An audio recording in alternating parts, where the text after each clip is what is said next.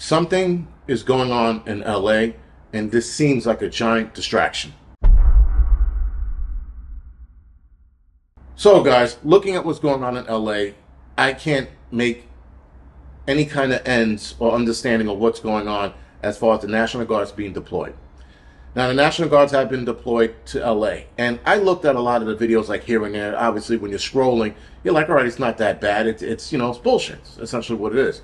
Now, yes, they were attacking ICE agents or federal agents out in LA, but still, it didn't even come close to what we saw in 2020 during those riots. So yes, some burning cars. I don't think from what I'm being told, or rather what I'm reading, there's no looting going on. This is just people squaring off with federal agents and now LAPD. Because obviously LAPD gets involved when any kind of federal agents are being attacked, and there wasn't enough of them anyway, so LAPD steps in. With that being said, now they got the National Guards being deployed in LA, which doesn't make sense. Which starts to make way less sense is that Governor Gavin Newsom, the governor of California, did not request the National Guards at all. The mayor, Karen Bass, the mayor of LA, she didn't request the National Guards to be called upon. President Trump took control of the National Guards without enacting or invoking the Insurrection Act. So now I'm wondering what the hell is going on. Now, for the National Guards to be activated in anybody's state, the state has to make the approval. It's not just the governor alone. I think he has to ask other, assemblymen in his state to give them the green light or the red light, whether or not this is a go or no go. And obviously it was a go, but who set it in motion? If Trump didn't invoke the Insurrection Act, and these two people, the governor and the mayor of LA, didn't request it, what the hell is going on? Now, where I find it more dangerous is that if Trump was able to activate this without getting anyone's approval, this is absolutely dangerous. Now, there are people online that are going, we're going to take our city back. That's not the point.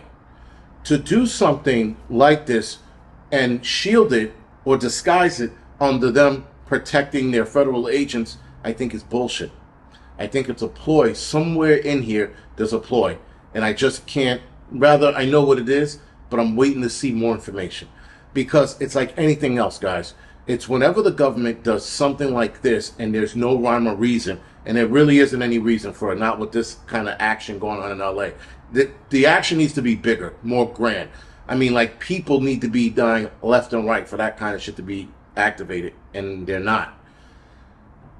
Yes, the protesters need to be called down. They need to start putting, like boots in that kind of deal with them, but not National Guards boots in that. LAPD, and like call all the officers in and then start having cops throw haymakers. That's how you quell the situation. You don't quell the situation by handcuffing your police officers and then bringing in the National Guards, or having the National Guards brought in whether you agree with it or not. And I'm talking about the governor. So obviously something is going on here. There's some kind of distraction. I want to say that this might be a distraction from everything that's going on between Trump and Elon Musk.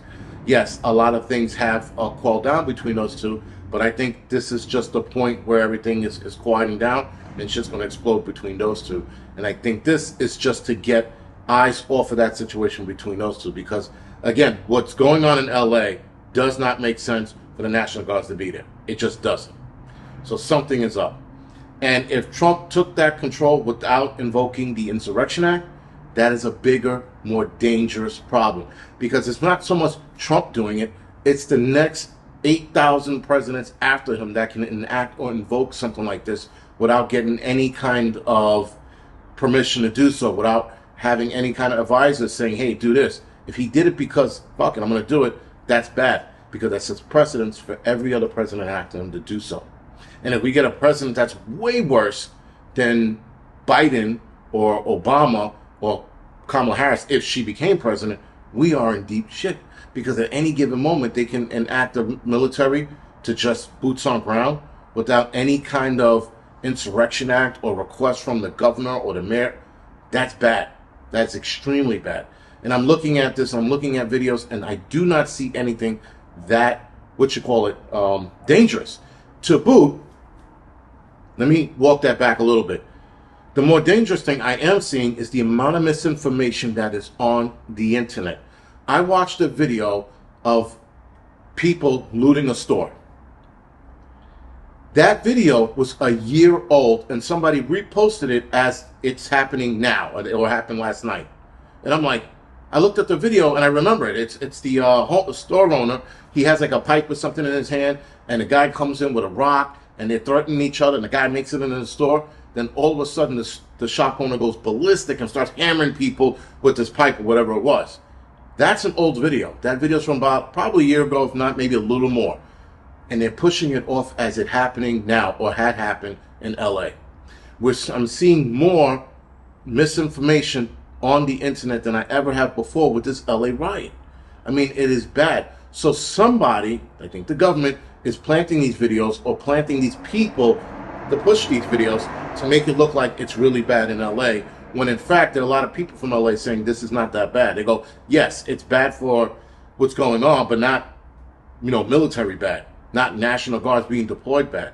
Something isn't making sense. Other than that, guys, this is the Angry Prepper. Thank you for watching the Angry Truth channel.